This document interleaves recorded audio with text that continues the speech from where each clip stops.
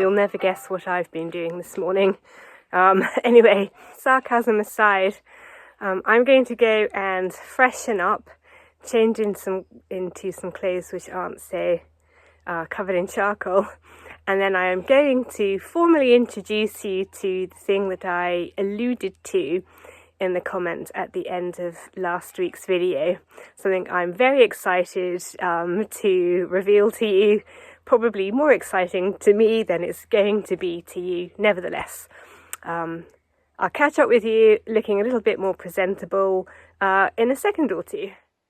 I am in the guest bedroom and I hope that my luggage is maybe giving away a little bit of what I'm about to say, which is I am, and so is Will, preparing for our next big trip back to Europe.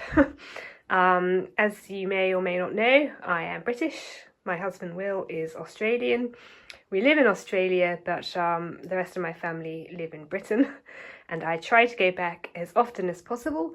COVID got in the way of my plans, so there was actually quite a big gap between moving here and going back to the UK to visit, much longer than I would have wanted.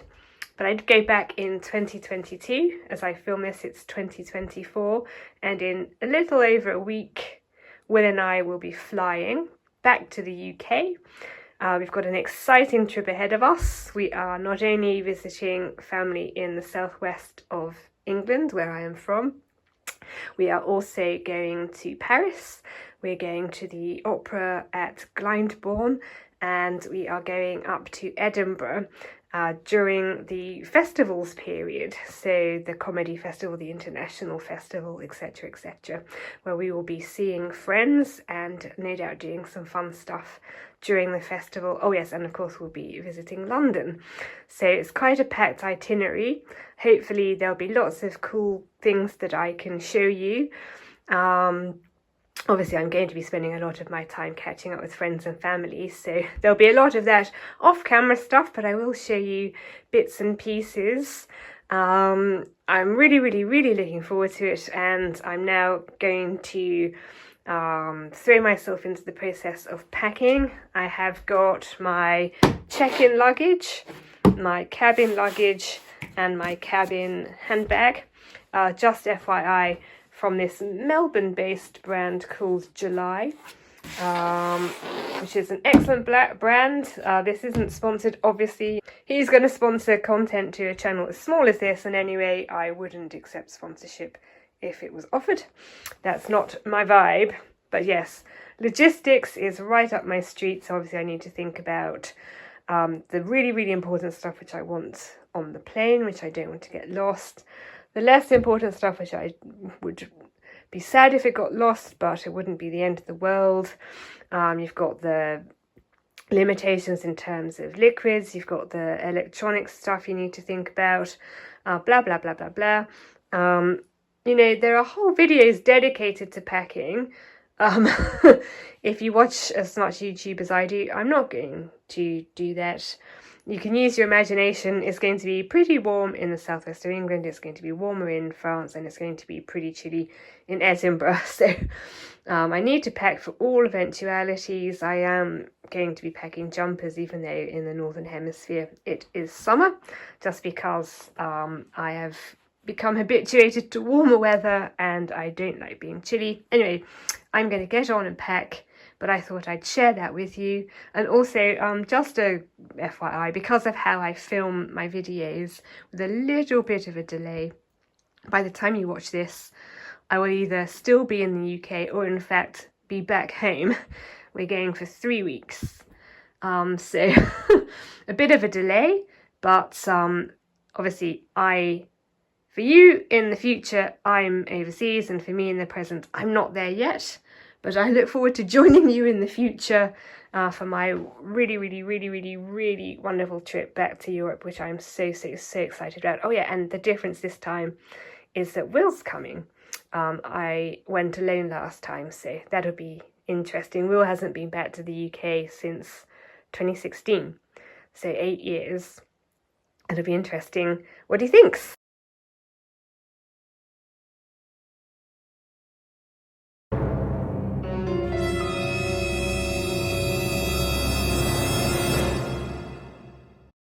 I'll catch up with you later.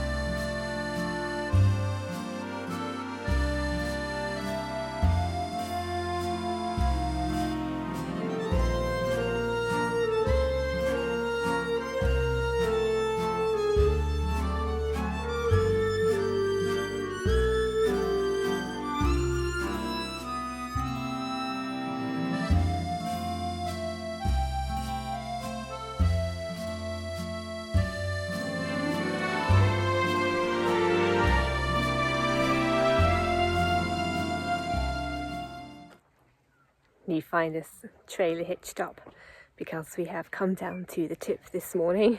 This is all part of Operation Let's Get Ready to Go Overseas. I like to draw a line under things, especially as we'll be going away for 3 weeks, and come back with a clean slate. So we have been dropping off garden waste and metal recycling and plastic recycling, etc, etc. Was just over there in the metal recycling because he likes to womble around stealing stuff from the tip. There's a lot of very good stuff over there. Sort of embarrassing, but anyway. Everybody does it. We are off home now.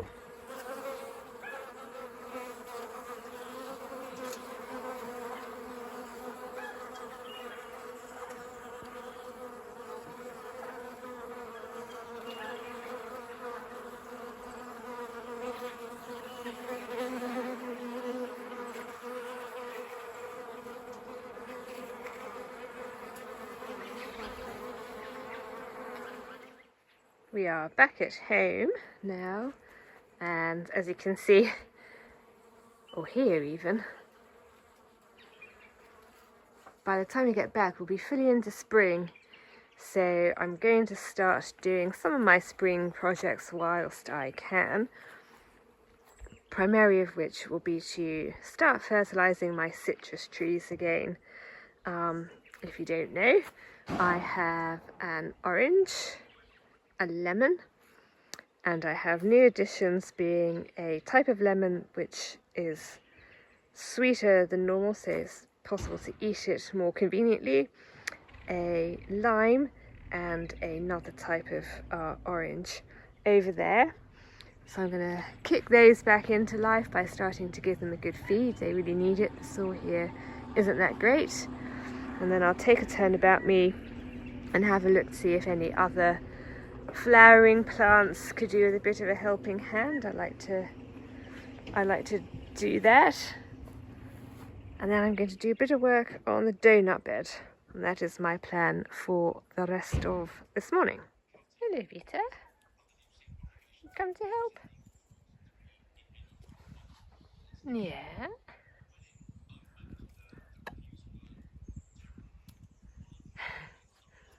Oh.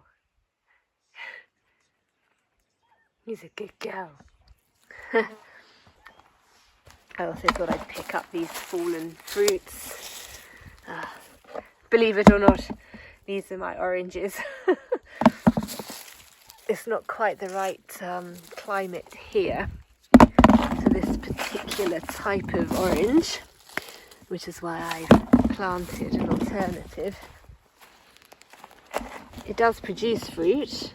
Some years are better than others, but certainly this year's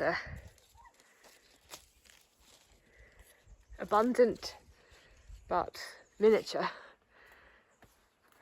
I don't know if what will happen is some more will fall off and they'll grow larger. Maybe they sort of have gone into hibernation for winter and now they'll start perking up. Who knows? The citrus is a law unto itself. And I thought I'd come and tidy up the lime. I'm not sure what's happened to these limes, but I'm assuming it's something to do with the frosts. So some of them have gone a bit weird looking like this. So like nice side, weird side, sort of a bit like a Teletubby. Anyway, so I thought I'd pick off the weird looking ones and hopefully the nice ones will start to thrive. You know, it's a lovely morning for this sort of thing. When we're back in the UK, one of the places we'll be going is Edinburgh, and having checked the weather, aside from the fact we've got more sun here, it's looking like the temperatures are going to be pretty similar.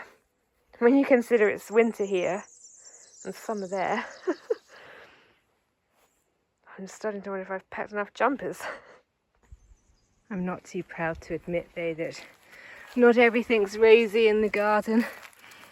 I noticed as I was walking back up along this fence line here, which is where I planted some spring bulbs in the autumn, something's come along and for whatever reason bitten them off, bitten the plants off at the base and then just left them. So this trail of destruction with beautiful flowers, which I can't now even really do anything with because we're going in a couple of days. And even up here where they're starting to emerge, being nibbled and munched on. You know, this lovely flower which will never see the light of day. What would do that, you know, and why? Why would you... I could sort of forgive it if you munched it off and ate it because you were hungry. But why would you just bite it off? Just leave it? These chuffing animals. You know, I show footage of them all leaping about and it's all lovely and bucolic and charming. The lovely deer, the lovely wallaby. But the reality is, well, I don't know if that's language I'm prepared to use on YouTube. Suffice it to say, I'm not very happy. Something's telling me it might be time to get a new weather station. That's another getting ready to go away chore completed. This is my second barrow load of donut bed weeding. Spring's really coming on a pace, so I thought I'd get a little bit of a head start, get this done, so hopefully when I come back it won't be so bad. So that's nice, weight off my mind, as you can probably see by the light. We are approaching the latter part of today. It's been a lovely day. Will's busy in the house as I speak, packing. Oh wait, tell a lie. He was packing, now he's not packing. But anyway, he's sort of packing. I am packing, sort of.